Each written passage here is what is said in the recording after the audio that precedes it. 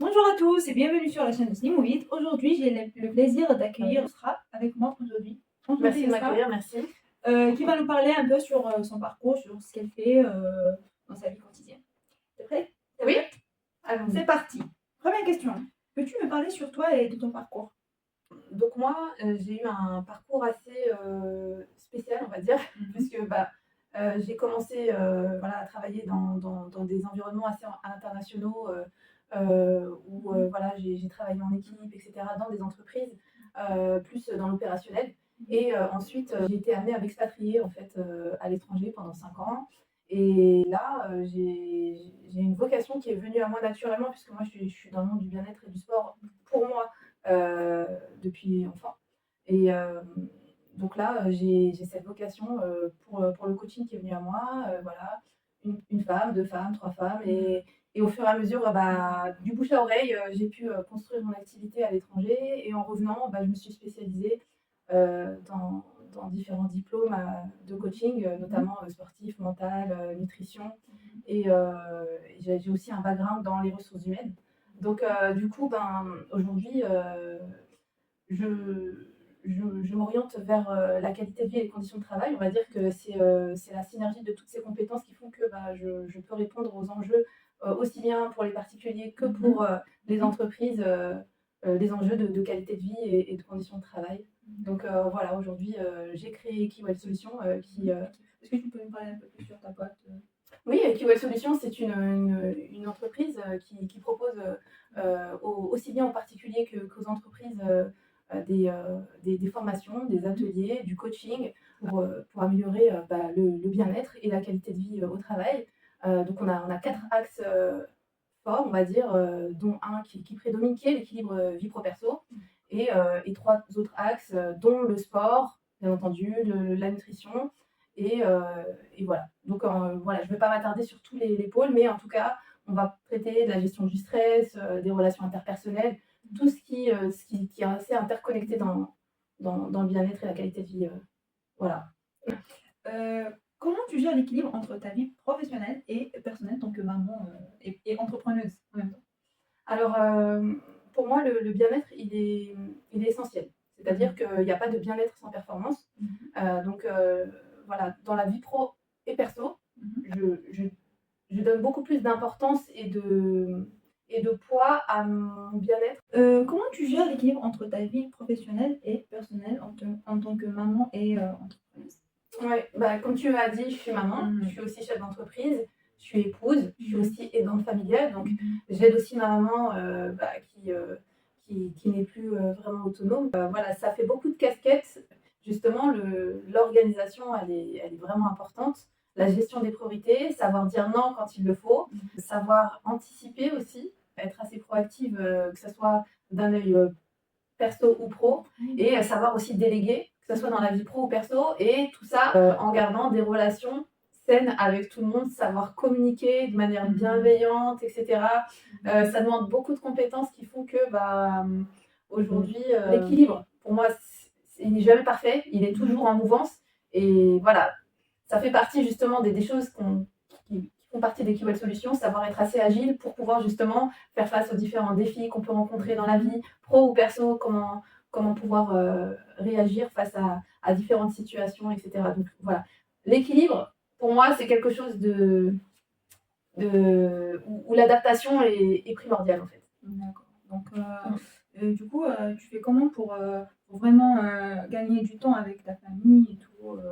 Alors, ça, C'est c'est important. ça, c'est très important. Moi, je me suis toujours promis quelque chose, c'est que mon bien-être personnel prévaut sur, ma performance professionnelle, puisque, pour moi, il y a pas de performance sans bien-être.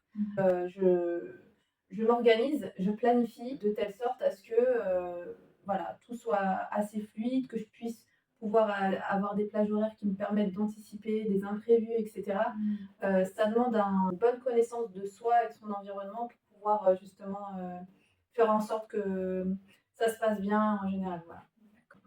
3e question. Quelle leçon importante as-tu tirée de ton expérience? Alors, moi, je dirais que ce qui me permet d'atteindre mes objectifs, que ça soit professionnel ou personnel, c'est de croire en moi, même si personne ne croit en moi. C'est-à-dire que, les ressources, la résilience, la force de conviction, on doit l'avoir soi-même pour pouvoir ensuite convaincre les personnes qui sont autour de nous. Et pour ça, il faut vraiment avoir une bonne... croire en soi, tout simplement. Avoir de la confiance. Avoir de la confiance en soi, voilà. Avoir de la confiance en soi pour justement pouvoir mener à bien toutes les missions qu'on a menées dans toutes les sphères de nos vies. D'accord, que ça soit ça personnel Ou ou... professionnelles, voilà, exactement. Selon toi, quels sont les défis que tu as rencontrés en tant que femme dans le monde des affaires qui est dominé par les hommes? C'est vrai que dans le paysage entrepreneurial, voilà, on y retrouve beaucoup plus d'hommes que de femmes, mais aujourd'hui, il y a plein de dispositifs qui font que les freins qu'on peut avoir en tant que femme sont moindres, on va dire, mais je dirais que la crédibilité, parfois, elle est un peu challengée quand on est femme dans le monde des affaires. Il faut dire aussi que justement, notre vie, en fait, en tant que femme, avec toutes les responsabilités qu'on peut avoir en tant que maman ou pas. On n'est pas forcément obligé d'être maman si on est femme, mais on a plein d'autres casquettes, en fait, comparées aux hommes qu'on doit gérer. Et voilà, on est constitué d'une manière différente, que ça soit physiquement, psychologiquement, émotionnellement. Et ça, c'est assez challengeant en tant que femme chef d'entreprise. Quel conseil tu pourras donner aux femmes souhaitant entreprendre, lorsqu'on parle sur les femmes qui souhaitent entreprendre, qui veulent faire le même parcours que Sra a fait? Alors je dirais que faut savoir bien s'entourer, puisque la solitude de l'entrepreneur, elle existe vraiment. Savoir bien s'entourer, avoir un environnement sain, avoir un rapport à soi sain, et surtout ne pas s'oublier. J'entends par là, voilà, prendre soin de soi d'un point de vue santé physique, mentale, c'est très important. Voilà. As-tu déjà vécu des discriminations et comment tu les as surmontées?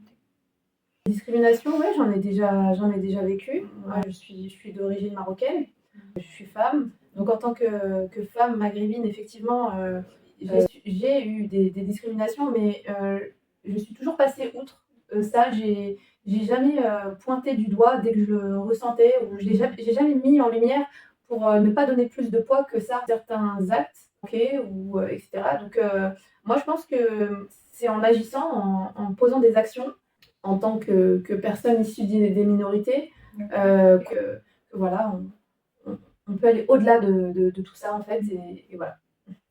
Il faut bosser plus que... Oui, ça demande parfois plus d'énergie, ça demande parfois plus de compétences comportementales. C'est qu'un plus pour nous, et en termes d'adaptation, je pense que ça peut que donner du positif. Voilà. Tout en gardant sa force de caractère. Ne pas se laisser faire et s'écraser, voilà. J'aime bien tes idées à propos de ça.